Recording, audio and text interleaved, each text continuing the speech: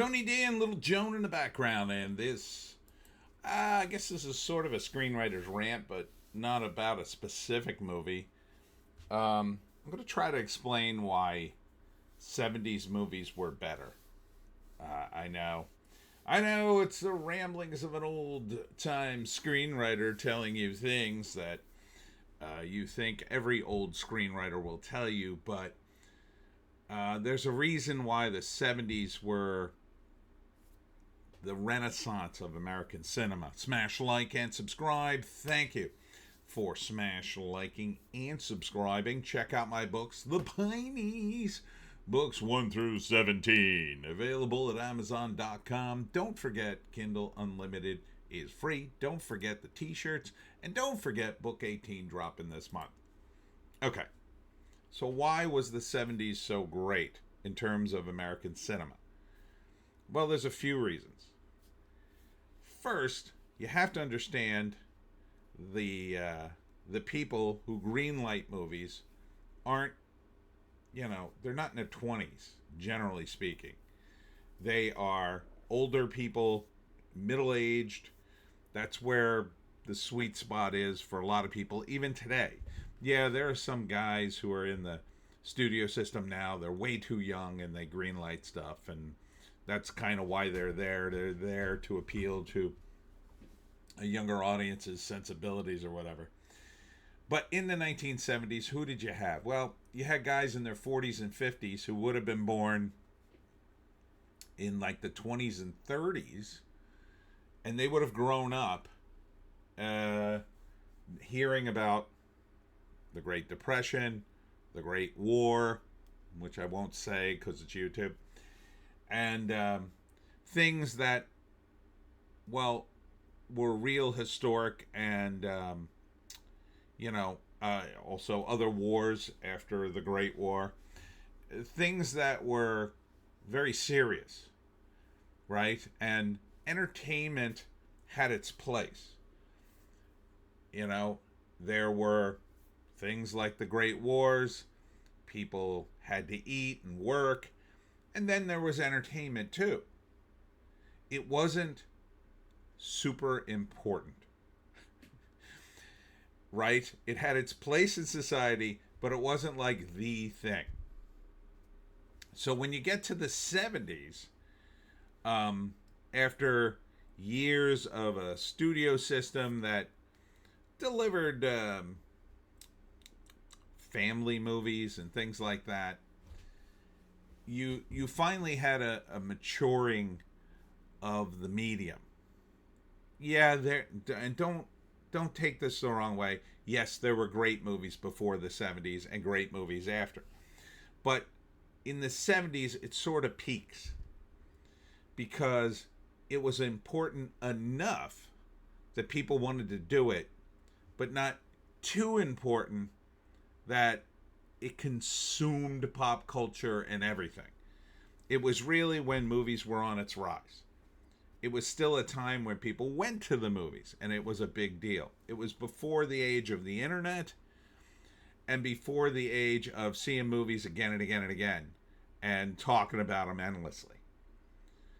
So a lot of the people who came out of this era were, influenced by novels and plays. You had writers writing the screenplays based on real books, which also were better back then, I would argue, before books became such a commodity. So when you look at something, I was just looking at the Superman movie last night after I got back. You're not going to get a Richard Donner Superman movie anytime soon. I hate to tell you.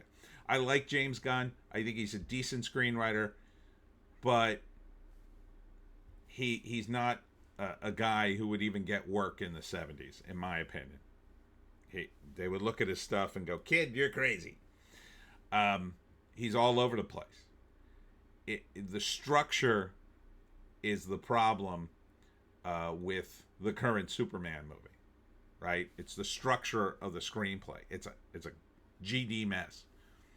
He kind of has it just sort of naturally, but You have to understand that these earlier writers really followed the structure of a screenplay and how to build a story, where characters went. Every character in these great movies has a journey. There's subtext. Everything's important. Everything's important. They don't put things in the movie that are unimportant. And these are movies that still resonate today. They still resonate. People still talk about these movies. The Godfather. One Flew Over the Cuckoo's Nest. They're apparently doing a TV spinoff. Star Wars, of course. Alien, the first one. That's 1979, baby. Apocalypse Now, 1979. Taxi Driver. A Clockwork Orange. The Sting, it's okay. Jaws, of course, 50th anniversary. Rocky, coming up on the 50th anniversary. Chinatown, considered a great movie. Barry Lyndon. The Exorcist. Deer Hunter. I mean, there's just so many here. Just so many. And Hollywood today, they just don't have classics like this anymore. They just don't. Because there's no craft in the writing. I would point mostly towards the writing. There are other factors. But, you know, being a writer, this is what I tend to pick apart. The screenplays of today, they're god-awful. They're god-awful.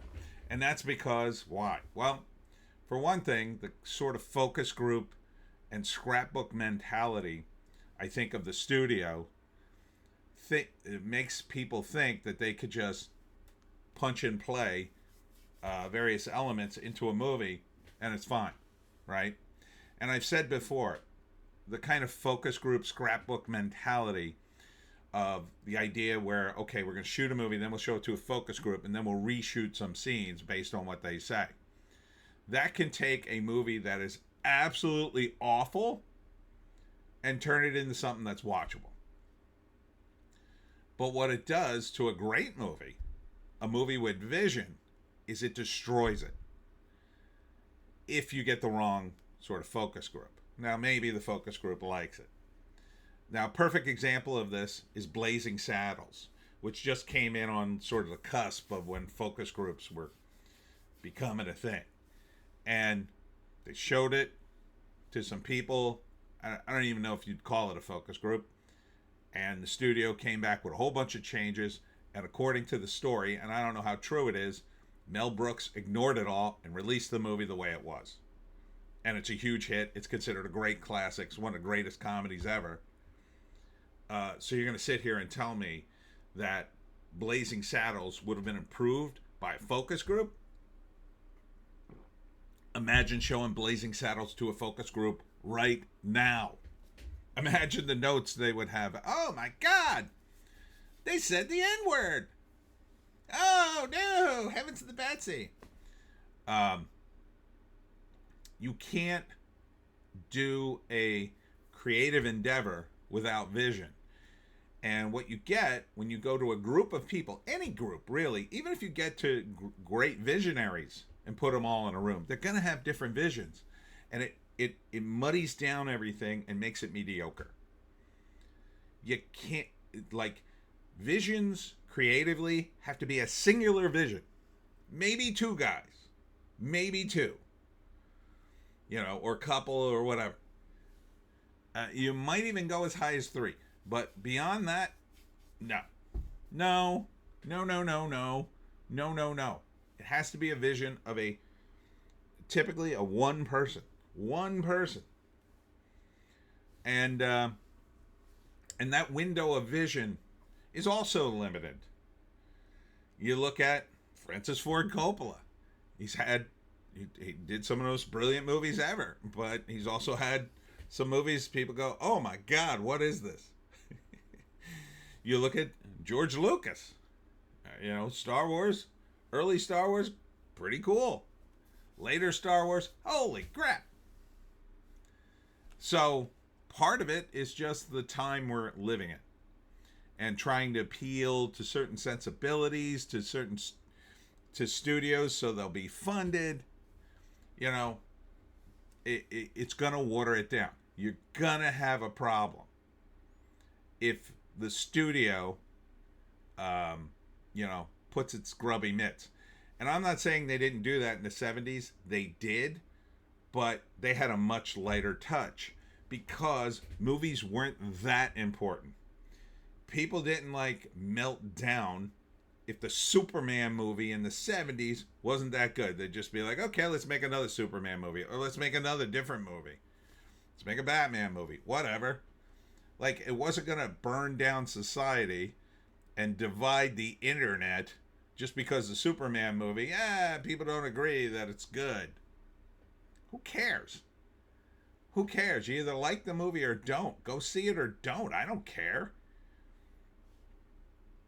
Whether or not it will be looked at as a classic, you can't even tell that when the movie comes out. They certainly didn't say that about Superman. When it first came out, they said it was good. Now, did they say it was a classic? No, I wouldn't say that. They just said, oh, that's pretty good. The thing with classics is they endure. And you don't know if things are going to endure until down the road. The Godfather has endured. It spawned many, many, many other movies, you would say. Star Wars has endured. Alien has endured. Apocalypse Now, I gotta say it's endured, and I don't think they're gonna they remake that movie. They're crazy. A Clockwork Orange. I mean, Jaws, certainly. They made a bunch of them. They make a bunch of Jaws ripoffs. Rocky, Chinatown, The Exorcist. They're still making The Exorcist. So you look at these classic movies, and then you look at movies that come out today. I didn't think the Superman movie, I think people are complaining about it too much. But I have no doubt that it's not a classic. It's okay. It's watchable. It's fun. But I don't think you're going to want to watch the James Gunn movies, let's say 50 years from now. Maybe if he comes up, maybe if he builds to a movie that becomes a classic, maybe he could build to something. If it wasn't it wasn't the worst foundation, kind of schizophrenic. Maybe if they give him a little more leeway, because I really feel I sense that they butchered something out of that Superman movie, and James Gunn just kept adding scenes and characters. Not so with these movies. And there were a lot of other movies that I'm sure you've never heard of that were made during this time that just nobody saw. Most of them are terrible or not very good, or they've aged very poorly, and they've just gone by the wayside. But this was a time when movies were a thing. It felt like a real night out to go see a thing, and it was important to the audience to see it, but it wasn't important to the culture. You would go see the movie. It was good, it was bad, maybe talk about it in a magazine or read about a review, and then that was it. You move on with your life. Maybe it would get an Oscar nod or whatever, and you'd see it on TV later, but that was it. Now we endlessly discuss movies like Superman, and James Gunn has pretty much, and I think this has very much hurt the Superman movie, talked endlessly about Superman. Too much. There were times where I was like, I'm not seeing this movie. F him. And I went back and forth. It's only because, I do YouTube stuff that I kind of wanted to see it, because there was so much divisiveness about it. But if this had been either way, like, oh, it's a great movie, you should probably see it, or, and people had been relatively united, or what I expected was, oh, it's a terrible movie, don't go see it, I probably would have waited until Max. But the 70s movies followed good structure and good storytelling.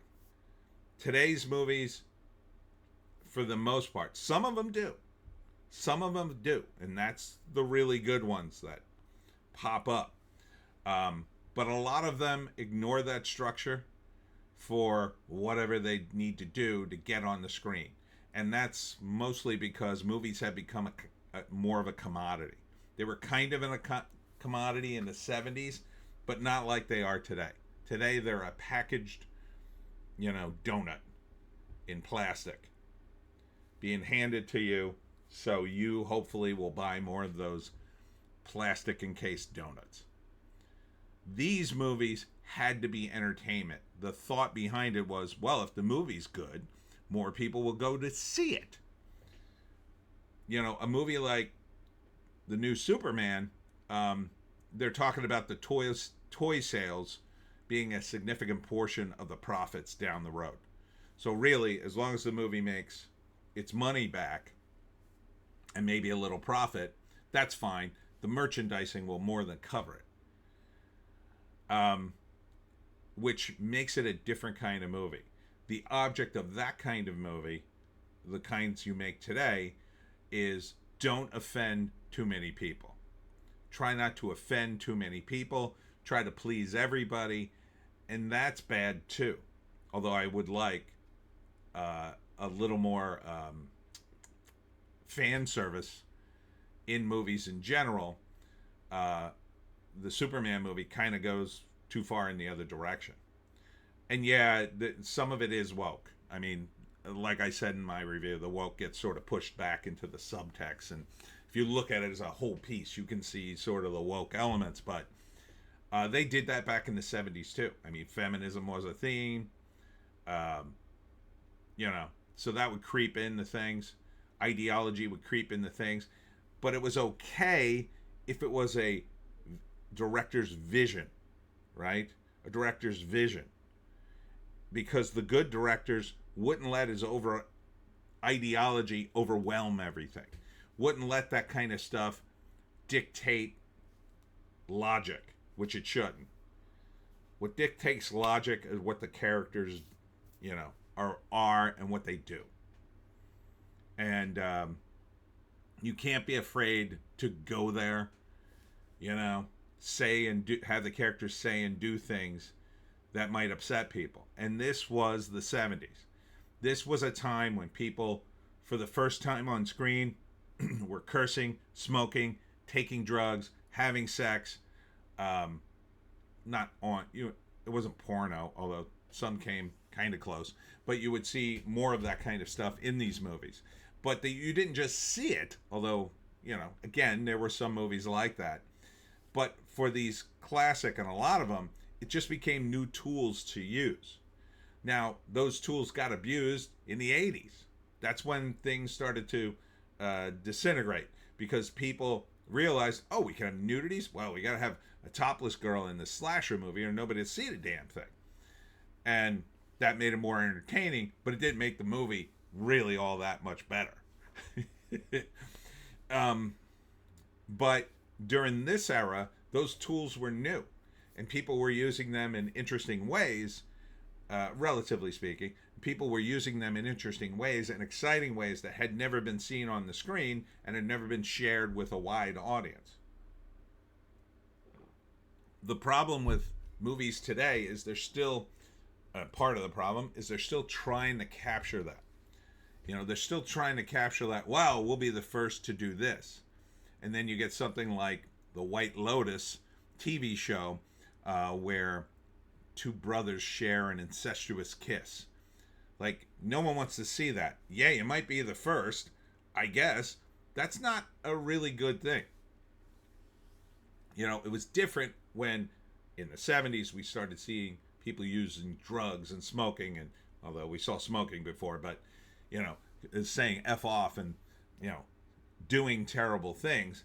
But it wasn't about the graphicness of that. Although back then that was considered graphic, even just to do certain things on screen.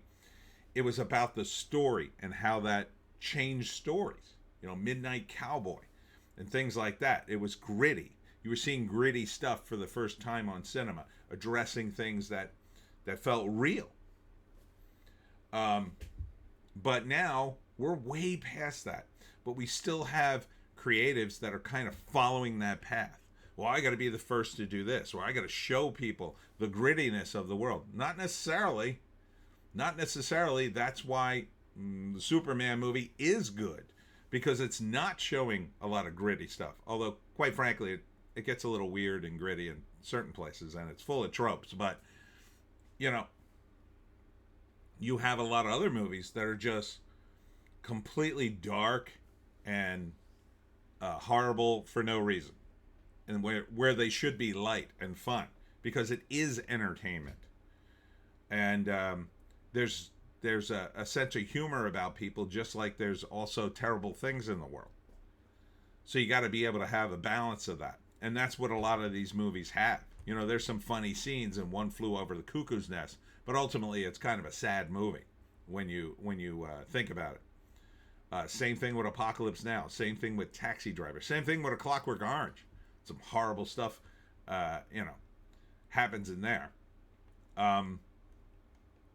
So I don't want this to be like, oh, old man, you just say, oh, the old stuff's better and the new stuff is crap. That's not what I'm saying. I was a child of 70s and 80s, but I preferred more of the 80s stuff. But a lot of the 80s stuff that I preferred didn't really endure. Some of it did.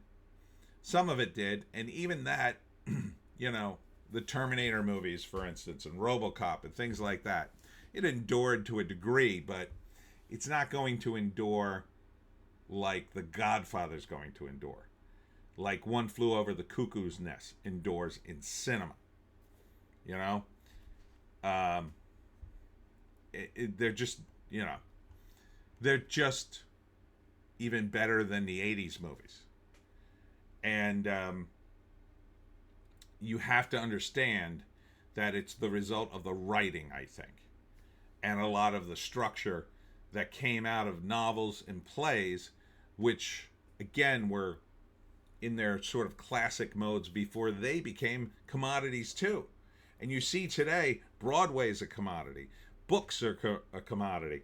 Comics have become a commodity. The video games are now just a commodity. It's all just a commodity, being hyper, I don't want to say regulated, but hyper micromanaged from the top down. And those changes don't really help all that much. Because in writing, the devil's in the details. And when you have guys on high who probably haven't even read your work, and they really don't read, saying, oh yeah, take out this, and this. Let's put in people of color, and let's put in some more female characters, and let's address the current trend, and that's still the current trend. You just muck around with things that creatives have spent time painstakingly put together so it makes sense in their world. And you have to respect that world and that vision. And not everybody has a great vision. Some visionaries have a bizarre vision. You look at it and go, but the people Hollywood tend to elevate are people either with the vision that aligns with them right now, politically and socially, or they take on guys who pretend to do that. And most of the guys we have in Hollywood, I think, are pretenders that way. They pretend to have a vision based on what's popular.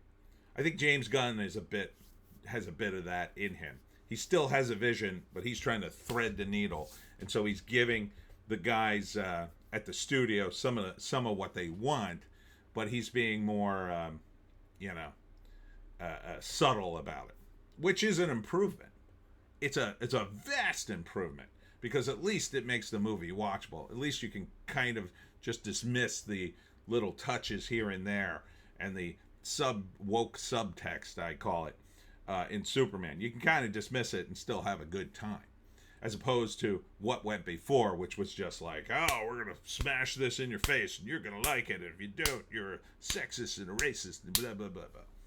So when you're doing creative stuff, whether you're writing a book or a comic or a movie, one of the things you want to do is you want to fill your head with the classics. These are our classics in American cinema. So just like you would read the Iliad and the Odyssey, that you would read, Farewell to, was it A Call to Arms or Farewell to Arms? Can't remember the title. Shakespeare, whatever. You want to look at these movies when you're writing movies and see their structure and see their vision and see these details that make them so great. Even if those details today are going to get blasted out of your movie because some studio head is like, oh, we can't say that. Oh, that's not going to appeal to the demo we're going for. Anyhow, that's my rant, and that's it for me, Tony D and Little Joan, somewhere behind me. Tonight, we will do the live stream where I may talk about some of this stuff. I almost saved this for the live stream, but, we sometimes get into these riffs. We'll be talking about Superman, I'm sure, of course. And the box office is kind of interesting.